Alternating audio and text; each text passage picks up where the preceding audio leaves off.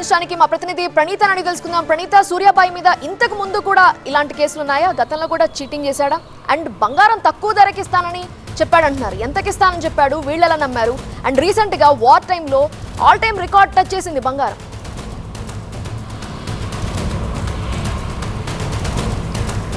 కొద్ది రోజుల క్రితమే మొత్తం తన దగ్గరికి వచ్చినటువంటి విక్టిమ్స్ దగ్గర దాదాపు 1 kg గోల్డ్ వచ్చేసి 1,56,00,000 ఉంటే మొత్తం 56 lakhs తీసేసి కేవలం ₹1 కోటి బంగారం ఇప్పిస్తాను 1 kg గోల్డ్కి సంబంధించి అంటూ కూడా వీళ్ళని నమ్మించాడు. సో వాళ్ళు కూడా ఇది నిజమేననుకొని నమ్మారు. ఎందుకంటే తను ఎప్పుడు బయటకు వచ్చినా సరే ఒంటి నిండా గోల్డ్ వేసుకొని బయటకు వస్తాడు. సో దీంతో తన దగ్గర నిజంగానే గోల్డ్కి సంబంధించినటువంటి డీలర్స్ తనకి తెలుసున్నటువంటి ఉద్దేశంతో బాధితులు కూడా ఇతన్ని నమ్మారు.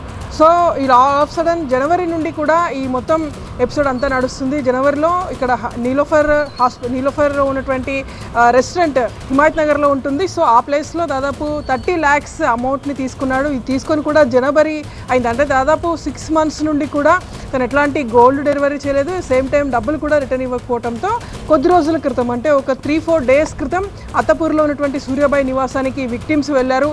సో వెళ్ళేటువంటి టైంలో తన దగ్గర ఉన్నటువంటి 3 iPhoneలు వాటి కాస్ట్ 10 lakhs ఉంటుంది. అండ్ సేమ్ టైం చెక్ను కూడా 20 lakhsకి రాసిచ్చాడు. సో 30 lakhs మాకి ఒప్పందం అయిపోయిందని చెప్పేసి వాళ్ళందరినీ కూడా పంపించాడు. సో వాళ్ళు వెళ్ళిపోయినటువంటి వెంటనే తనే నేరుగా అత్తాపూర్ పోలీసులకు రిటర్న్ కంప్లైంట్ చేశాడు. సో కొంతమంది వ్యక్తులు వచ్చి తనను బెదిరించి తనతో చెక్కుల మీద సంతకాలు పెట్టించుకోవడంతో పాటు తన ఫోన్లన్నింటినీ కూడా లాక్కెళ్లారు అంటూ కూడా కంప్లైంట్ చేశారు. సో పోలీసులు ఇమీడియట్లీ FIR నమోదు చేయకుండా మొత్తం ఆ కేసుకి సంబంధించినటువంటి డీటెయిల్స్ అన్ని వెరిఫై చేశారు. ఇది నిజమా కాదనేటువంటి దానికి సంబంధించి. సో ఎప్పుడైతే విక్టిమ్స్ని పిలిచి పోలీసులు విచారించారో అప్పుడు తినటువంటి విషయం అంతా కూడా బయటకు వచ్చింది.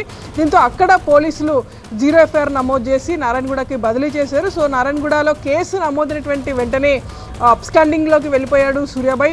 సో అతన్ని ట్రేస్ చేస్తున్నటువంటి పోలీసులకి అతడు షాద్నగర్ వైపు పారిపోతున్నట్టు తెలిసి నిన్న రాత్రి అతన్ని అదుపులోకి తీసుకున్నారు. ఇవాళ ఆఫ్టర్నూన్ నారాయణగూడ PSకి సూర్యాబాయిని తీసుకొచ్చిన తర్వాత అతన్ని విచారించారు. సో నేరం చేశాడని చెప్పేసి పోలీసులు నిర్ధారించిన తర్వాత అతన్ని అరెస్ట్ చేశారు. కాసేపు క్రితమే వైద్య పరీక్షలు సైతం కంప్లీట్ అయిపోయాయి.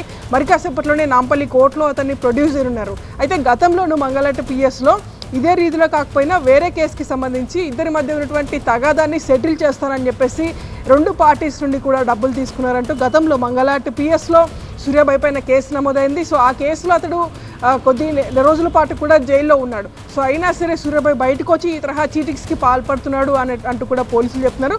సో ప్రజెంట్ సూర్యాబాయిని మరి కాసేపట్లోనే కోర్టులో హాజరుపరుచున్నారు.